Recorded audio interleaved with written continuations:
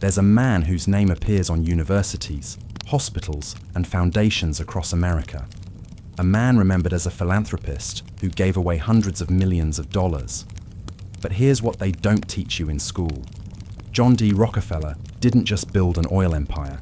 He engineered a system of control so complete, so embedded in the fabric of modern society, that a century after his death, you're still living inside it without even knowing it. Every time you fill up your car, every time you pay a medical bill, every time you take a prescription drug, you're participating in structures that trace directly back to one man's vision of total economic dominance. This isn't conspiracy. This is documented history. The meetings happened, the contracts exist, the mechanisms are public record. And once you see how Rockefeller built it, you'll understand why escaping his system isn't just difficult, it's nearly impossible. In 1870, Rockefeller controlled less than 10% of American oil refining. By 1880, he controlled 90%. That's not business success. That's systematic elimination of competition through methods so ruthless they literally rewrote the laws of capitalism. But oil was just the beginning. What Rockefeller created was a template for corporate control that extends into every aspect of your life today. Banking, medicine, education, energy, food production. Industries that seem completely separate all operate using principles Rockefeller pioneered over 150 years ago. The system he built has 3 layers. First, vertical integration. Control every step of production from raw materials to final sale. Second, horizontal consolidation. Third, regulatory capture. Shape the laws so they protect your monopoly while appearing to regulate it. Every major corporation today uses this playbook. Amazon controls everything from cloud computing to delivery trucks. Google owns the search, the ads, and the data. Apple makes the phone, the operating system, and decides which apps you can use. They learned from Rockefeller, but Rockefeller learned from someone even more cunning. And that's where our story really begins. Before John D. Rockefeller became the richest man in history, he was a bookkeeper's assistant in Cleveland, Ohio, earning $37 a month. Methodical, obsessive about details, but completely unremarkable. What changed everything wasn't his business genius. It was a meeting with a man who understood something most people never grasp. Money isn't about having wealth. It's about controlling the flow of wealth. And the person who controls that flow controls everything else.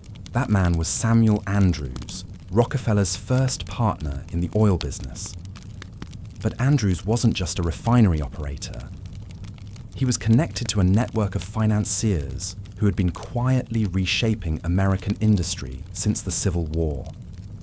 These weren't household names. They operated in the shadows, providing capital and strategic guidance to men like Rockefeller who could execute their vision of consolidated control. The Civil War had created something unprecedented in American history, a federal government with enormous debt and the power to issue currency. Before 1861, most money was issued by private banks or backed by gold and silver. But war required resources beyond what traditional banking could provide. So the government began printing greenbacks, paper money backed by nothing but the promise of future taxation. This created an opportunity that Rockefeller's backers understood immediately. Whoever could control the flow of this new currency system could control entire industries. And oil, the fuel of the Industrial Revolution, was the perfect target. Not because oil itself was valuable, but because controlling oil meant controlling the energy that powered everything else. Rockefeller's genius wasn't in finding oil or refining it better than competitors. His genius was in understanding that the real business wasn't oil, it was transportation. Crude oil was worthless sitting in the ground. Refined oil was worthless sitting in tanks. The value was in moving it from where it was produced to where it was needed. And in 1870, that meant railroads. Here's where Rockefeller's strategy becomes brilliant and terrifying. Instead of competing with other oil companies on price or quality, he went to the railroad companies with a different proposition. Give me secret rebates for shipping my oil, and I'll guarantee you massive volume. But here's the twist. I'll also give you detailed information about my competitors' shipments, their costs, and their customers. This wasn't just a business deal. It was economic espionage systematized into corporate policy. Rockefeller would know exactly how much oil his competitors were shipping, where they were shipping it, and what they were paying for transportation. Armed with this intelligence, he could undercut their prices in specific markets while maintaining profits elsewhere. Competitors found themselves mysteriously outbid for contracts they thought were secure, watching customers switch to Standard Oil for reasons they couldn't understand. But intelligence was only half the strategy. The other half was strangulation. Once Rockefeller had detailed knowledge of a competitor's operations, he would approach them with an offer. Sell to Standard Oil at a fair price, or be systematically destroyed through price warfare in your most profitable markets. Most chose to sell. Those who refused learned why Rockefeller's system was so effective. He wouldn't just compete against them, he would make it impossible for them to compete at all. Standard Oil would sell oil below cost in markets where competitors operated, using profits from monopoly areas to subsidize the losses. Competitors couldn't match these prices without going bankrupt. Meanwhile, Rockefeller's railroad deals meant competitors paid higher shipping costs, making their disadvantage even worse. This is predatory pricing, and it's illegal today because of what Rockefeller proved it could accomplish. But in 1870, it was just business. Harsh business, but legal business. And Rockefeller executed it with mechanical precision. The results were swift and devastating. Between 1870 and 1875, Rockefeller acquired 22 of his 26 competitors in Cleveland. Not through superior products or better service, but through systematic economic warfare designed to make resistance impossible. Each acquisition made the next one easier because Standard Oil's intelligence network grew and its ability to subsidize price wars increased. By 1878, Rockefeller controlled 90% of oil refining in America, but he wasn't finished. Having eliminated competition in refining, he began acquiring oil fields, pipelines, railroad tank cars, and retail distribution networks. This is vertical integration taken to its logical extreme. Control every step of the process, from crude oil in the ground to kerosene in the customer's lamp. The beauty of this system was its self-reinforcing nature. The more of the supply chain Rockefeller controlled, the more difficult it became for new competitors to enter the market. Want to start an oil company? You'll need to find oil fields that Standard doesn't control. Build refineries that Standard can't undercut. Negotiate shipping rates that Standard's railroad deals make impossible. And establish retail networks that Standard's distribution system can overwhelm. Each barrier, individually, might be surmountable. All of them together created a wall that no competitor could climb.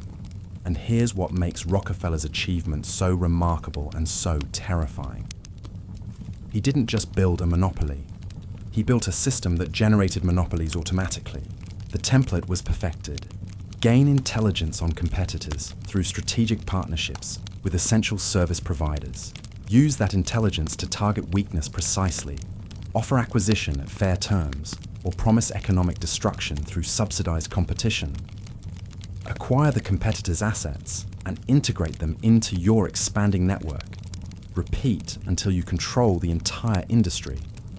But Rockefeller understood something that separates him from ordinary monopolists. The real power wasn't in controlling one industry. It was in using the profits and methods from that industry to control others. And the key to expanding control was something most people never think about when they hear his name: education. In 1901, Rockefeller made a decision that would shape American education for the next century. He established the General Education Board with a $100 million endowment. The stated mission was to improve education, especially in the rural South. The real mission was far more ambitious: create an educational system that would produce the kind of workers his industrial empire needed. This wasn't about literacy or critical thinking. It was about standardization. Rockefeller understood that controlling oil was temporary. Technology would change. New energy sources would emerge.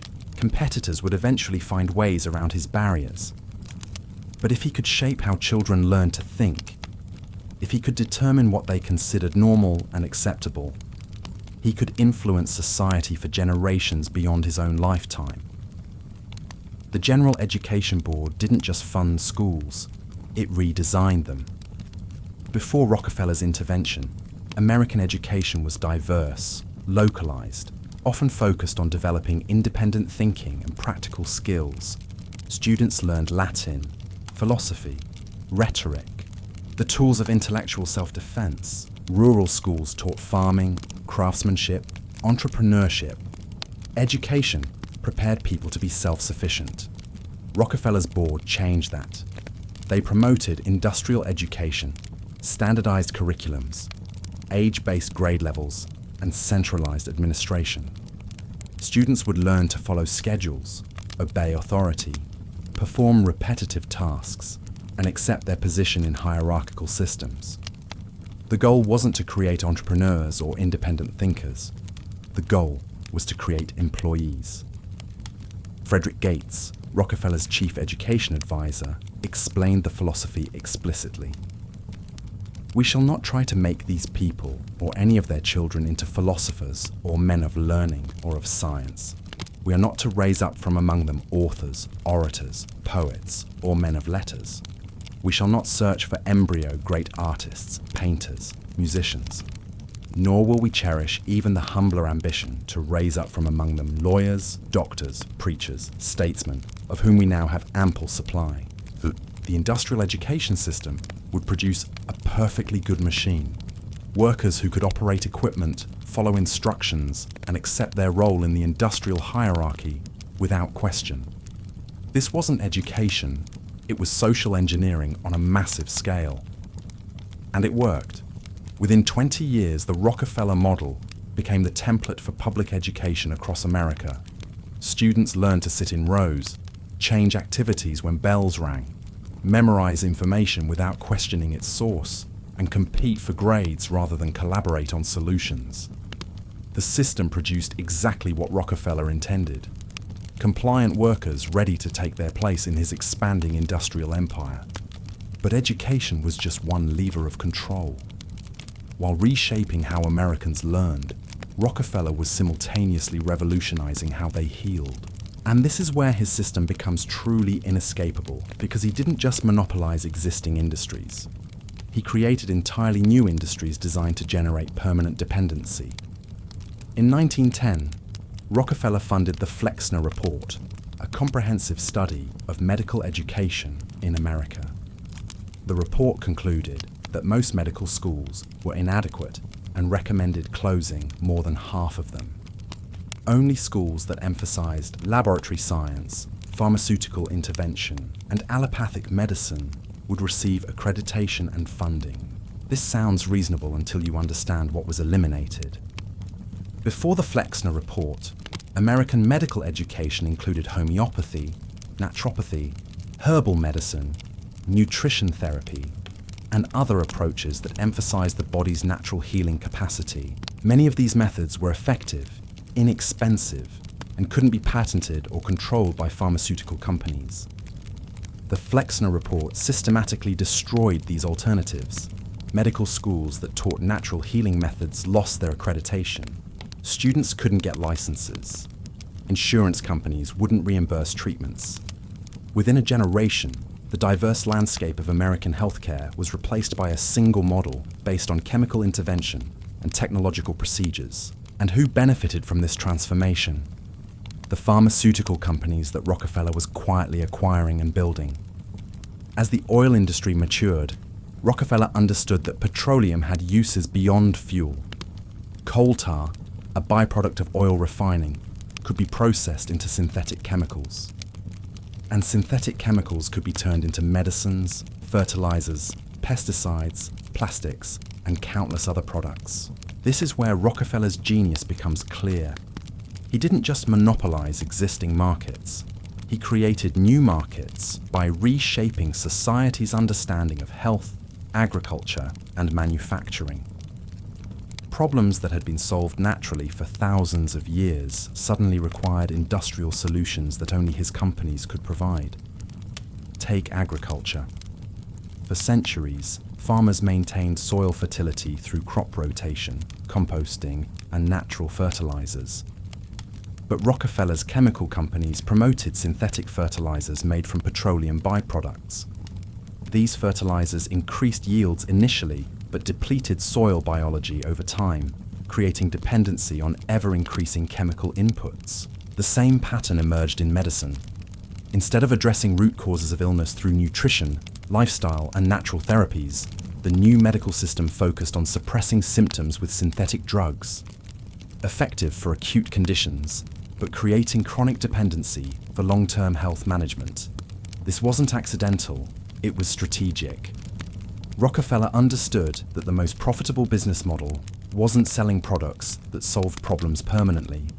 It was creating systems that generated ongoing demand for your products while making alternatives seem primitive, dangerous, or illegal. By 1920, Rockefeller controlled not just oil, but the educational system that shaped how Americans thought, the medical system that determined how they healed, and the agricultural system that decided what they ate. But his masterpiece was still ahead. The creation of a financial system that would make his control permanent and hereditary. The Federal Reserve Act of 1913 established central banking in America, but few people understand Rockefeller's role in its creation. While J.P. Morgan gets credit as the architect, Rockefeller's financial network provided much of the political pressure and economic justification for centralized monetary control. Here's why this mattered. Before the Federal Reserve, money creation was limited by gold reserves and competitive banking. Banks that issued too much currency relative to their reserves would face redemption demands that could force them out of business. This created natural constraints on monetary expansion and prevented any single entity from controlling the entire money supply. The Federal Reserve changed everything. Now a small group of bankers could create money without direct backing, loan it to the government at interest, and use the resulting debt as justification for economic policies that benefited their industrial partners. When the government needed funding for wars, infrastructure, or social programs, it would borrow from banks that created the money digitally, then tax citizens to pay interest on money that never existed until the moment it was loaned. This system gave Rockefeller's network unprecedented power. They could create money to fund their own expansion, manipulate interest rates to advantage their industries, and use government debt as a mechanism for transferring wealth from taxpayers to bondholders. The Federal Reserve wasn't just central banking, it was the institutionalization of the system Rockefeller had perfected in oil. Control the essential resource, eliminate competition, and make alternatives impossible. But even this wasn't enough. Rockefeller understood that true control required something beyond economic dominance. It required cultural transformation. People had to believe that his system wasn't imposed on them, but chosen by them. They had to see monopolistic control as progress, dependency as convenience, and standardization as improvement. This is where Rockefeller's investment in foundations becomes crucial. The Rockefeller Foundation, established in 1913 with a $182 million endowment, wasn't just about philanthropy. It was about shaping public opinion, funding research that supported industrial solutions, and creating intellectual frameworks that made Rockefeller's system appear inevitable and beneficial. The foundation funded universities, research institutions, and think tanks that would produce the intellectual justification for industrial consolidation. Economists who argued that large corporations were more efficient than small businesses received grants. Scientists who focused on chemical solutions rather than natural alternatives got funding. Social scientists who promoted standardized systems over local autonomy found their work published and distributed. Within a generation, What had once been seen as dangerous monopolistic control was reframed as scientific progress. Rockefeller didn't just buy competitors. He bought the entire intellectual framework that society used to evaluate his actions. Critics weren't just wrong, they were backward, anti-progress, standing in the way of human advancement. This cultural transformation was Rockefeller's greatest achievement because it made his system self-perpetuating. People began to demand the very things that increased their dependency. They wanted standardized education because it seemed modern. They preferred synthetic medicines because they appeared scientific. They chose processed foods because convenience felt like progress. Each choice seemed individual and voluntary, but the options were carefully curated. Alternative schools lost funding. Natural healers lost licenses. Small farmers lost access to markets. The appearance of choice masked the reality of systematic elimination of genuine alternatives. By 1930, Rockefeller's system was complete but invisible.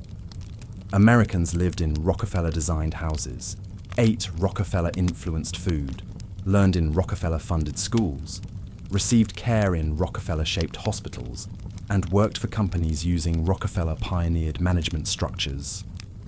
But they experienced this as normal life, not systemic control. The true genius of what Rockefeller built wasn't that he created a monopoly. Monopolies can be broken up, regulated, or replaced by new technologies. What he created was something far more durable, a way of thinking about problems and solutions that automatically generated the kind of centralized, industrial, chemically dependent society that his business empire required. When people got sick, they didn't think about nutrition or lifestyle. They thought about which drug to take. When crops failed, farmers didn't consider soil health or biodiversity. They considered which chemical to apply. When children struggled in school, parents didn't question the system. They looked for ways to help their children adapt to it. This is the system you inherited, not just the corporations that trace back to Standard Oil, though those certainly exist. ExxonMobil, Chevron, and ConocoPhillips are direct descendants of Rockefeller's empire. But the deeper inheritance is the framework of thought that makes their continued dominance seem natural and inevitable. You assume that bigger is more efficient, that synthetic is more reliable than natural, that experts know better than communities, that standardization serves progress, and that your role is to find your place within existing systems, rather than create alternatives to them. These aren't facts about reality. They're the residue of a century-long campaign to reshape how Americans think about power, health, education, and economic organization. That's the system you can never escape because you don't realize you're inside it. Every choice feels personal. Every decision seems free. But the options were designed a century ago by a man who understood that true power isn't controlling what people choose. It's controlling what they think they can choose from. John D. Rockefeller didn't just build an empire. He built the cage you call civilization.